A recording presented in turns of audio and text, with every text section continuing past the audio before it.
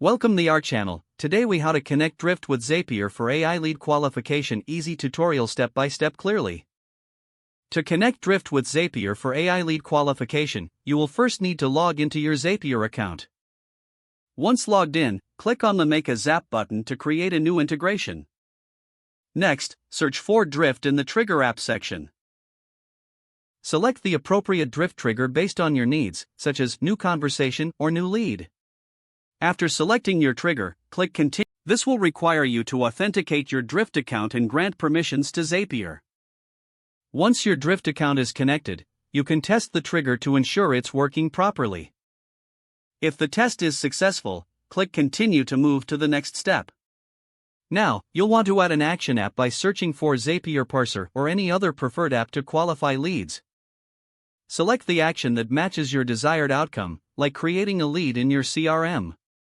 Click Continue and then connect the action app by following the prompts to authenticate. Map the fields from Drift to your chosen action app to ensure the data is passed correctly.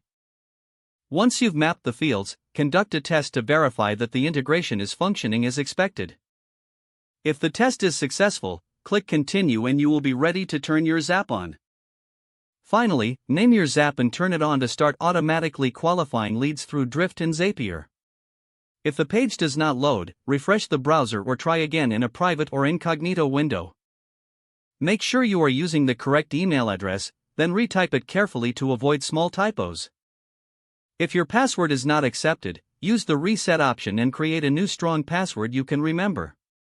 Check your spam folder for verification or security emails, then complete any requested confirmation steps. Enable two-factor authentication if available to improve account security and reduce unauthorized access risk. After signing in, review your profile details so your contact information and settings are accurate and current.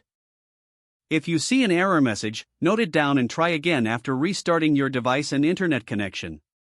Log out when you finish, especially on shared devices, to keep your account and payment information secure. If the page does not load, refresh the browser or try again in a private or incognito window. Make sure you are using the correct email address, then retype it carefully to avoid small typos. If your password is not accepted, use the reset option and create a new strong password you can remember.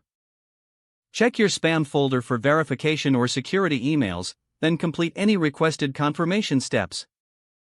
Enable two-factor authentication if available to improve account security and reduce unauthorized access risk.